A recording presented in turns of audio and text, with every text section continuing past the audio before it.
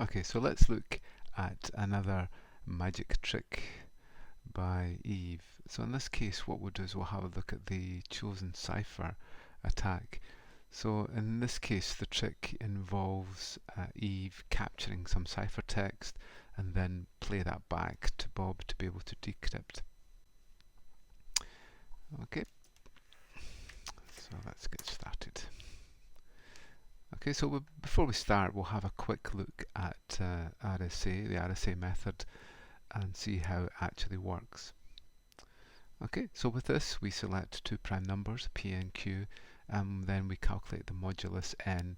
So that's p times q. So in this case, if we take 3 and 11, then we end up with 33 for our n value. Then we take 5, which is q minus 1 times p minus 1. In this case, that's 3 times 10, which is 20. So the choice here now is the encryption key, E, and we've got to make sure there are no common factors between that and phi. So phi has common factors of 2, 4, 5, 10, and so on. So we can't choose them, so we'll pick a value of 3. So E is 3. So our encryption key becomes 3 and 33. That's the E and the end value. Now we need to solve for this here. D times E mod of phi is equal to 1. So if we put 3 into there and we do the calculation, then the value of 7 works because that's 21 mod 20 equals 1, so that works. So our decryption key becomes 3 and 7 and 33. Okay, so there's our two keys that we have here. When we cipher, we take the message to the power of E, and we take mod n, and in this case with a message of 5 to the power of 3 mod 33 gives us 26. We then take that cipher, we raise it to the power of the decryption key, D, take mod n, and then hopefully we get our message back again that we had originally. Okay, so that's the basics. Obviously we deal with much larger numbers than those ones, but it's easy for us to be able to look at these ones. Okay, so here's the trick. So the trick is that Eve gets Bob up on the stage, also gets Alice up there too. So then Eve asks Bob to pick two prime numbers, so we'll make it easy, 13 and 11, so that makes n 3337, and then he'll pick an E value, let's say 79, and then does a calculation of 1019. Okay, so you can have a look at that, but that gives Bob his public key, 79337. Okay, so Bob doesn't release his private key, only the public key. So now Eve, the magician, asks Bob to encrypt a secret message. So he does that and he gets out this value here.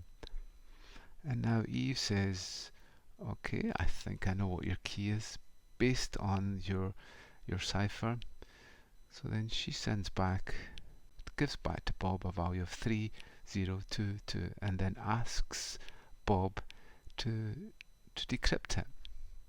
So Bob does a quick calculation and says, no, that's wrong. It's wrong. It looks like Eve has failed. For the first time, Eve has failed on a trick.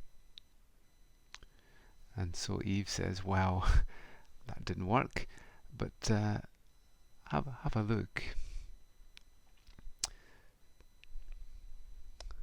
Okay, so have a look, and then Eve walks across the stage, grabs a magic wand, and then shows it to Bob. Written on the magic wand is the value of 8, and that was Bob's message. Okay, so how did Eve get it so wrong, but in the end she got it right?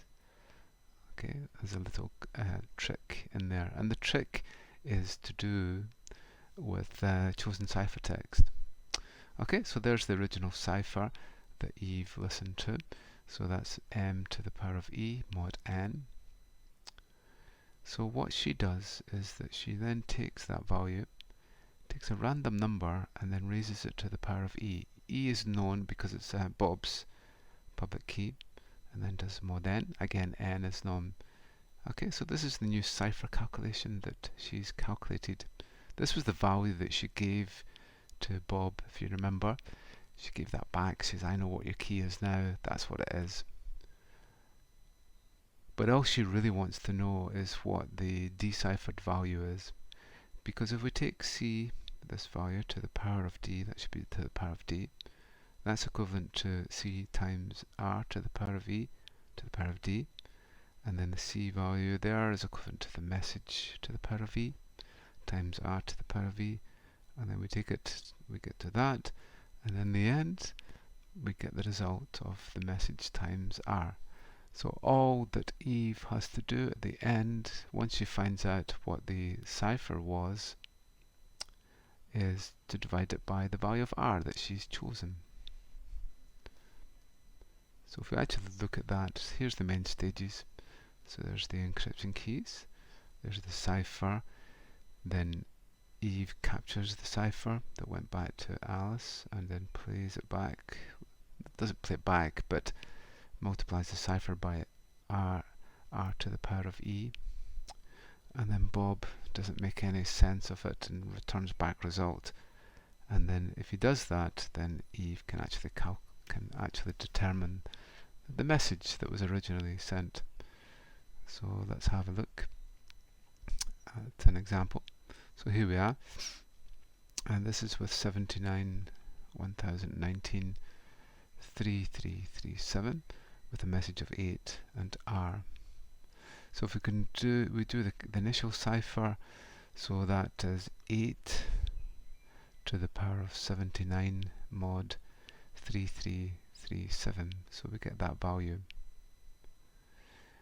So then Bob will take that value and multiply it by r, which is 3 to the power of e, which is 79, and then take the mod of 3337 and gets that value.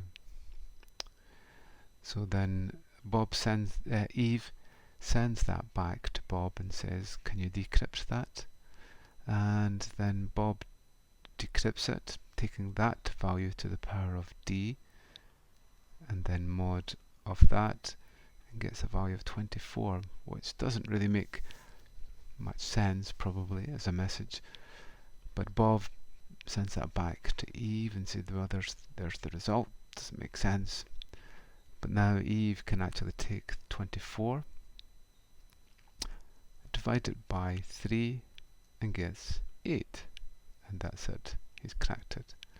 Okay, so there are various other examples there that you can try it. But there's the basic maths behind it.